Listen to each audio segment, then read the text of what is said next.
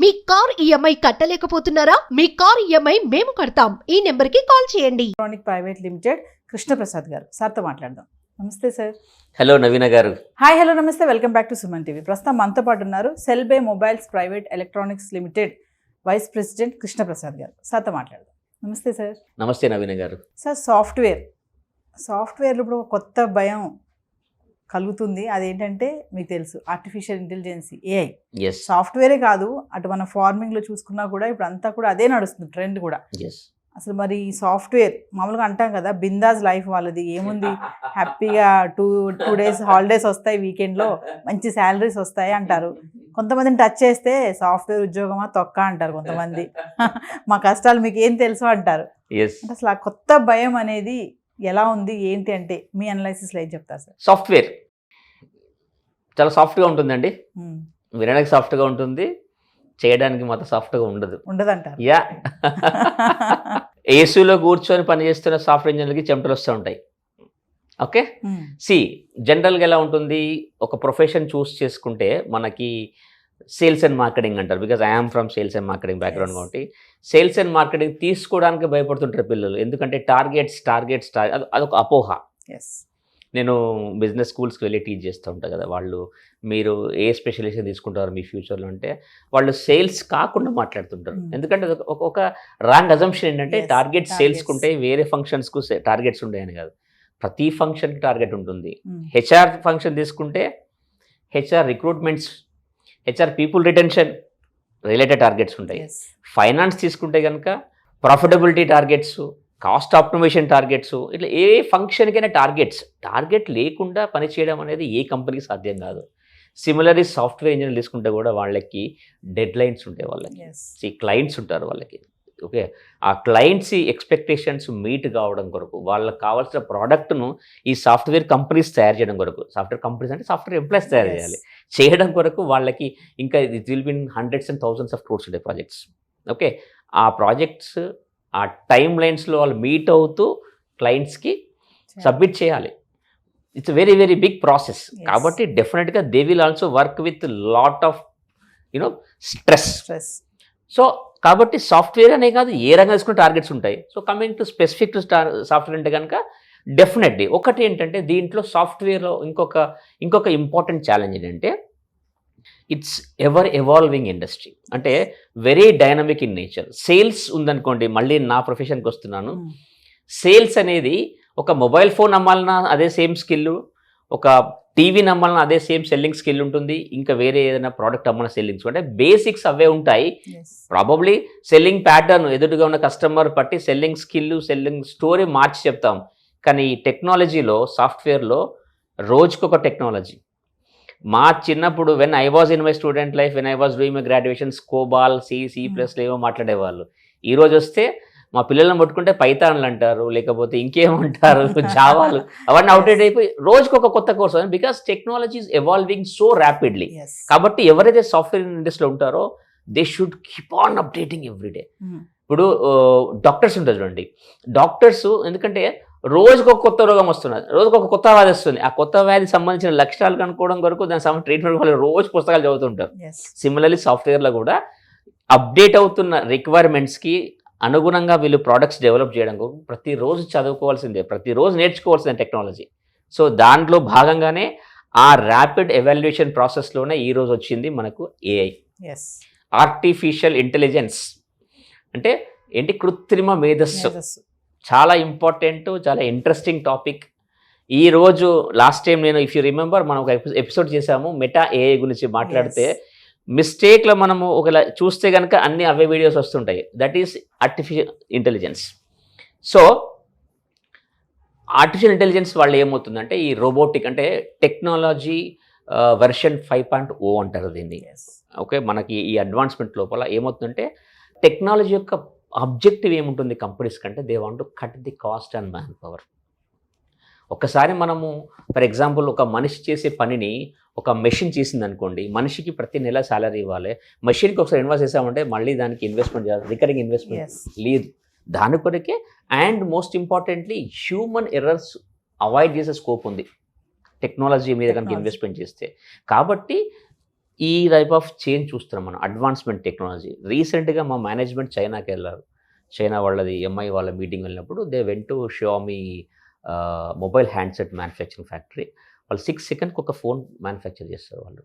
And they also went to their EV factory.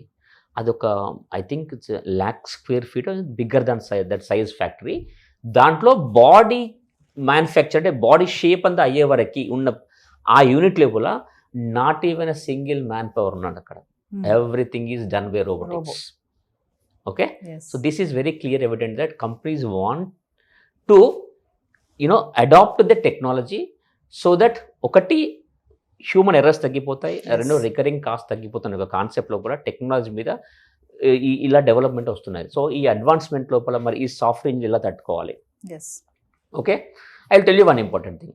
AI ఉంది, lot of advancement ఉంది టెక్నాలజీలో, కానీ ఏఐ కంటే మోస్ట్ ఇంపార్టెంట్ నేను ఎన్ఐ అంటాను.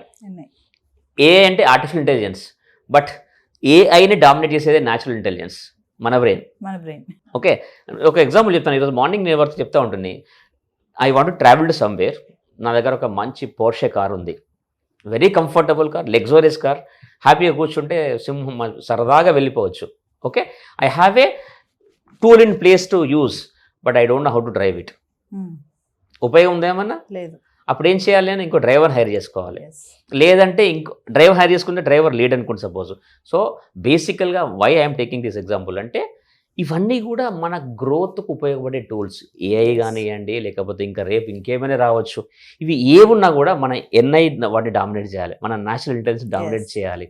చేస్తేనే ఆ టూల్స్ని మనం వాడుకుంటాము and they are going to become the growth enablers only. దాన్ని మనం పాజిటివ్గా తీసుకోవాలి. వాటిని వాడుకోవడం కొరకు మనము ఏ రకంగా వాటిని సద్వినియోగం చేసుకుంటాం, మోర్ ఎఫెక్టివ్ వాడుకుంటాం లోపల అనే ప్రాసెస్ లోపల మనం ఎఫర్ట్ పెడుతూ ఉండాలి. అంటే సార్ ఇప్పుడు ఏఐ వచ్చి అన్నిటిని బంద్ చేసేస్తుందా అంటే ఏం చెప్తారు సార్? అంటే మనం స్టార్టింగ్లో అనుకున్నట్టుగా ఫార్మింగ్, ఇప్పుడు వ్యవసాయంలో చూసుకుంటే కూడా ఆల్మోస్ట్ మెషిన్సే వాడుతున్నారు కదా. క్రమేపా ఇంకా వ్యవసాయం అనేది కూడా కొంచెం కనిపించకుండా పోతుందేమో అనిపిస్తుంది. అంత మెషిన్ వచ్చేసింది మొత్తం అంతా కూడా. వ్యవసాయం కనిపించకూడదు కాదు, రైతులు కనిపించకుండా పోతారు. అది మీ question. See I will tell you Naveen గారు, ఇప్పుడు ఏమైందంటే ప్రతిదీ ఫాస్ట్ ఫాస్ట్ ఫాస్ట్. ఓకే, మనకి ఇంతకుముందు హైదరాబాద్ నుండి వైజాగ్ వెళ్ళాలంటే 12 hours ట్రైన్లో వందే భారత్ వచ్చింది, 5 గంటలు ప్రయాణం చేస్తున్నాం అంటే ఫాస్ట్. Okay, quick. ఇంతకుముందు నేను ఆన్లైన్లో ఏదైనా ఆర్డర్ చేయాలంటే 2 days వచ్చేది. అమెజాన్ ప్రైమ్ వచ్చింది, వాడు 1 day చేశాడు. ఇప్పుడు అన్ని క్విక్ కామర్స్, 10 minutes జెప్టో అంటారా, లేకపోతే బ్లింకిట్ అంటారా. అంటే it's all about speed and efficiency. Speed, quality and efficiency. కాబట్టి టెక్నాలజీ యూజ్ చేస్తే ఫార్మింగ్లో కూడా, ఇప్పుడు ఆ ఫార్మింగ్ లోపల కూడా మనకు క్వాలిటేటివ్ అవుట్పుట్ రావాలి. ఆ క్వాలిటేటివ్ అవుట్పుట్ రావాలి and with in stipulate time రావాలి కనుక టెక్నాలజీ వాడాలి. దానివల్ల నష్టం ఏమి లేదు. ఇప్పుడు టెక్నాలజీ ఎలా అయితే అడ్వాన్స్ వస్తుందో ప్రపంచ దేశాల లోపల, ఆ ప్రకారంగా మనం కూడా అడాప్ట్ చేసుకోకపోతే మనం వెనుకబడిపోతాం. ఇప్పుడు మనకి కంపల్సరీ కావాల్సింది agriculture production is very important. అది ఉంటే మనకి we will have our healthy food and we also export to earn foreign reserves and all those things. ఇవన్నీ కావాలంటే అది ఫార్మింగ్ రంగమా, ఎడ్యుకేషన్ రంగమా, హెల్త్ రంగమా, ఏ రంగం తీసుకున్నా కూడా టెక్నాలజీని మనము అడాప్ట్ చేసుకోవాల్సింది. అక్కడితో అయిపోలే. ఈరోజు నేను అడాప్ట్ చేసుకున్నాను సరిపోవాలి, ఈరోజు ఏఐ వచ్చింది, రేపు ఇంకోటి వస్తుండొచ్చు, రేపు ఇంకోటి వస్తుండొచ్చు. మారుతున్న కాలానికి అనుగుణంగా, కస్టమర్ యొక్క అవసరాలకు అనుగుణంగా ఎటువంటి టెక్నాలజీ వస్తే ఆ టెక్నాలజీ మనం అడాప్ట్ చేసుకోవాల్సిందే. దాంట్లో చెడు లేదనట్లా, కానీ చెడును పక్కన పెట్టి దాంట్లో మంచిని తీసుకొని ముందు పోవాల్సిందే. There is no option for it. So ఓవరాల్గా ఏం చెప్తారు మీరు? అంటే సాఫ్ట్వేర్ వల్ల భయపడాల్సిన అవసరం లేదు, ఏఐ వచ్చి రీప్లేస్ చేస్తుంది మా జాబ్స్, అంటే 100 మంది చేసే పని కూడా ఒక్క ఏఐ రోబో చేసేస్తుందని అంటున్నారు కదా, మరి భయపడాల్సిన అవసరం లేదు? అస్సలు లేదండి. This is a job employment enabler. AI is an employment enabler. కానీ ఒకటి ఉంది ఇంట్లో ఏంటంటే, ఒక ఎగ్జాంపుల్ చెప్తాను మీకు. ఈరోజు ఒక ఎంప్లాయీ ఒక నెలకి ₹1,00,000 సంపాదిస్తున్నాడు అనుకోండి, ఒక పని చేసి సంపాదిస్తున్నాడు అనుకోండి. ఒక 5 years తర్వాత ఏమవుతుందంటే, ఆ ₹1,00,000 సంపాదించడం కొరకు ఆ ఎంప్లాయీ ఒక 5 పనులు చేయాల్సి వస్తుంది.